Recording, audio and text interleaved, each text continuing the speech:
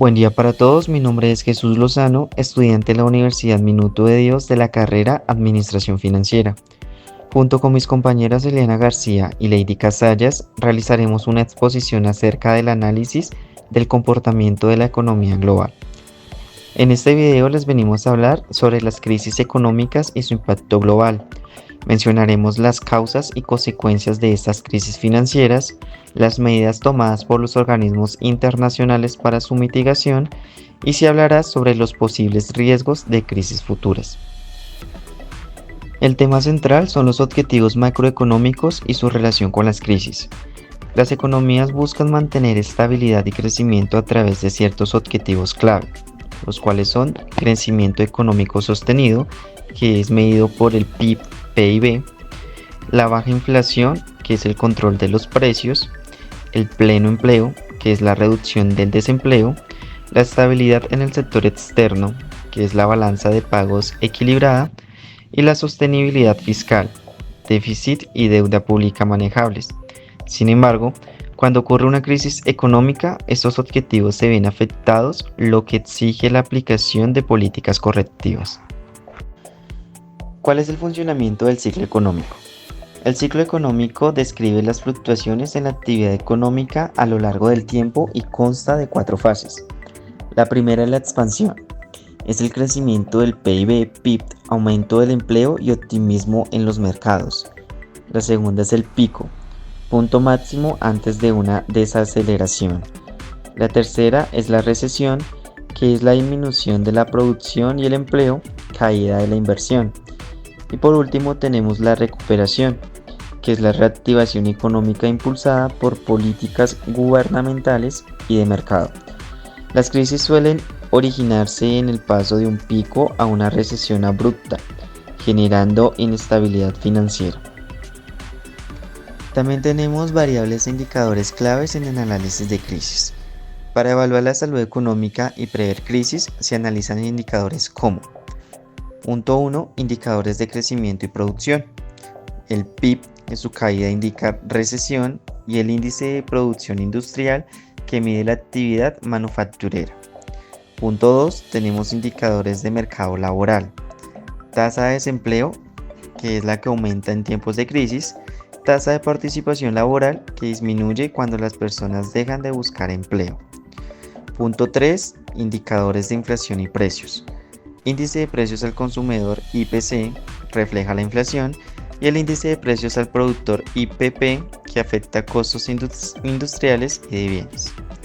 Punto 4. Tenemos indicadores del sector financiero y monetario. Tenemos tasas de interés, los bancos centrales las ajustan para frenar crisis. Oferta monetaria controla la inflación y el crecimiento. Tenemos indicadores de endeudamiento, que hacen la evaluación de la deuda pública y privada. Punto 5. Indicadores del sector externo. Tenemos la balanza de pagos, muestra flujos de inversión y comercio, y tenemos el tipo de cambio, que su volatilidad puede ser síntoma de crisis. ¿Cuáles son las políticas macroeconómicas para gestionar crisis? Cuando las crisis económicas se presentan, los gobiernos y bancos centrales implementan medidas para mitigar sus efectos. 1. Política monetaria, que es controlada por los bancos centrales.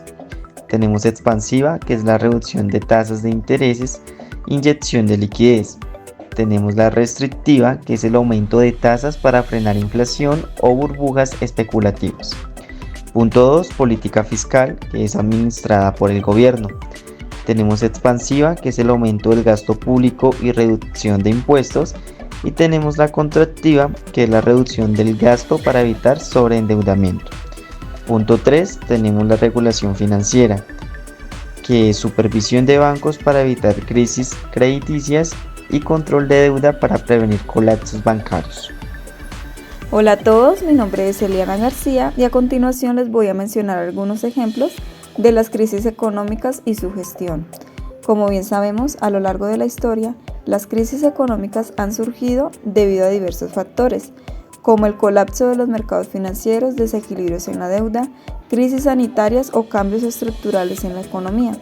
Estas crisis han requerido respuestas gubernamentales y de organismos internacionales para mitigar sus efectos y recuperar la estabilidad económica. A continuación se analizan 3 crisis económicas emblemáticas, sus causas, consecuencias y las medidas adoptadas para su gestión y recuperación. Como primer ejemplo tenemos la crisis financiera de 2008, Gran Recesión. La crisis financiera de 2008 tuvo su origen en el exceso de crédito y la burbuja inmobiliaria en Estados Unidos. Los bancos otorgaron hipotecas a personas con bajos ingresos, denominadas hipotecas subprime, y agruparon estos préstamos en productos financieros aparentemente seguros. Sin embargo, cuando los deudores comenzaron a incumplir los pagos, estos activos se depreciaron rápidamente, desencadenando una crisis de confianza en el sistema bancario. La quiebra de Lehman Brothers en septiembre de 2008 agravó la situación y generó un pánico financiero global, afectando a mercados en todo el mundo. Las consecuencias fueron severas. Se produjo una recesión global con una contracción significativa del Producto Interno Bruto en muchas economías avanzadas. El desempleo en Estados Unidos alcanzó el 10%, el comercio mundial se redujo drásticamente y varios países europeos como Grecia, España e Italia enfrentaron crisis de deuda pública.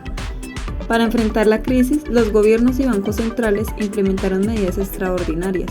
La Reserva Federal de Estados Unidos redujo las tasas de interés a casi 0% e inyectó liquidez a la economía mediante Quantitative Easing. Además, el gobierno estadounidense aprobó el TARP, Programa de Alivio para Activos en Problemas, con una inversión de $700 mil millones para rescatar bancos y evitar un colapso mayor. También se implementaron medidas fiscales, como el Plan de Estímulo de $787 mil millones impulsado por el gobierno de Barack Obama. A nivel regulatorio, se aprobó la ley Dodd-Frank para fortalecer la supervisión bancaria y prevenir futuras crisis similares. La segunda crisis que mencionaremos es la del COVID-19, que a muchos de nosotros nos afectó en los años 2020 al 2021. La pandemia del COVID-19 provocó una crisis económica sin precedentes debido a la paralización global de la actividad económica, el cierre de fábricas, las restricciones de movilidad y la disrupción en las cadenas de suministro impactaron gravemente sectores clave como el turismo, el transporte y el entretenimiento. Además, el consumo se desplomó y el desempleo alcanzó niveles alarmantes debido al cierre masivo de empresas. Las consecuencias fueron devastadoras. En 2020, el Producto Interno Bruto Mundial cayó un 3.1% y en Estados Unidos la tasa de desempleo pasó del 3.5% al 14.8%. En abril de ese año, para contrarrestar la crisis, los gobiernos implementaron paquetes de estímulo fiscal masivos, destinando billones de dólares en ayudas directas a ciudadanos y empresas.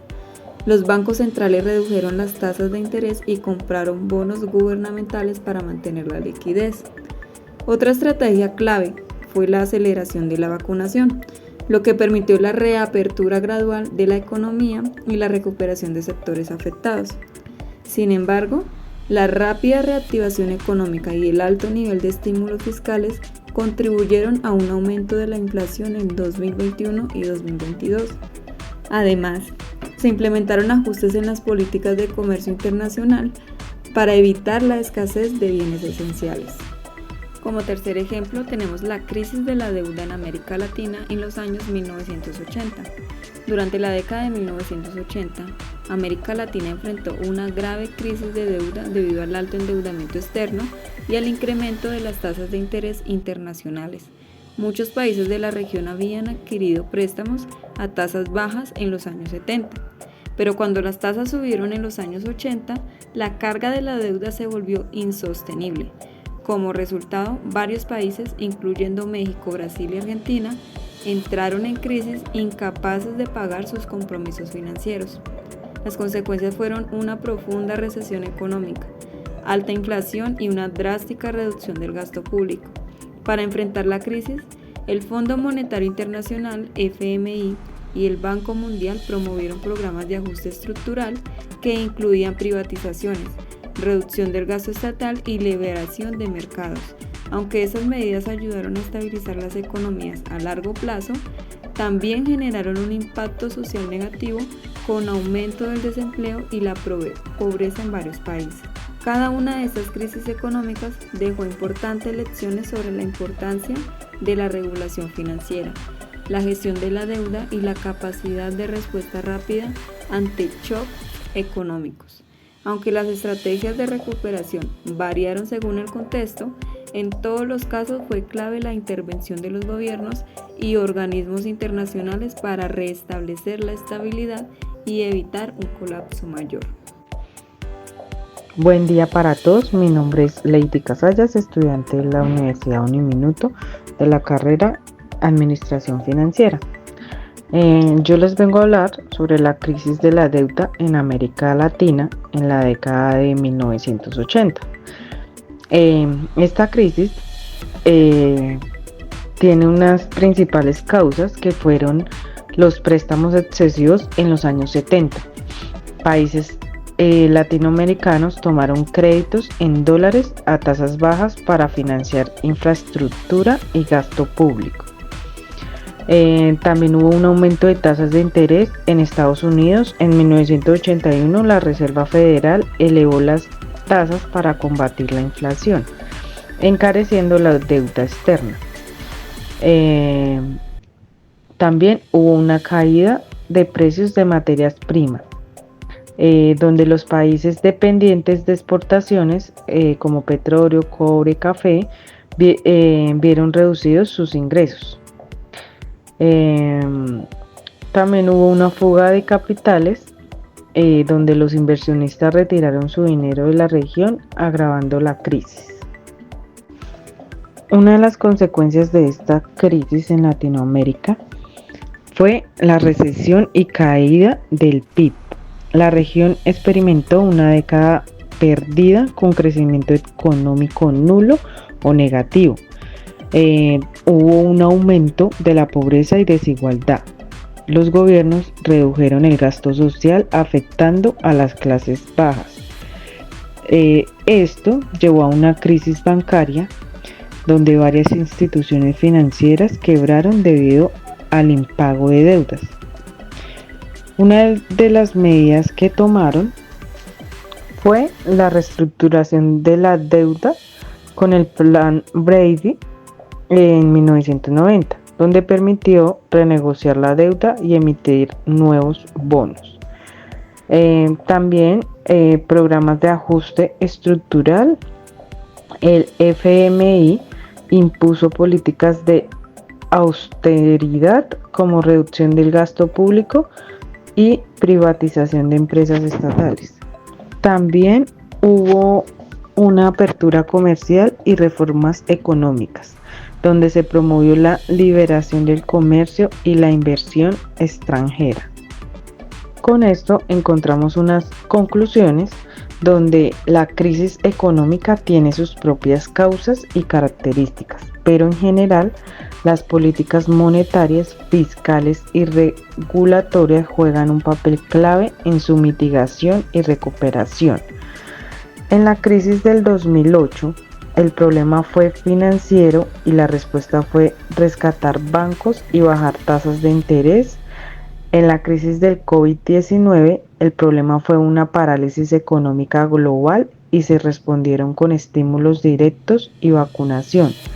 En la crisis de la deuda de América Latina, el problema fue el sobreendeudamiento y la solución incluyó reformas estructurales y renegociación de deuda. Cada una de estas crisis dejó lecciones importantes donde evitar futuros colapsos y mejorar la estabilidad económica global.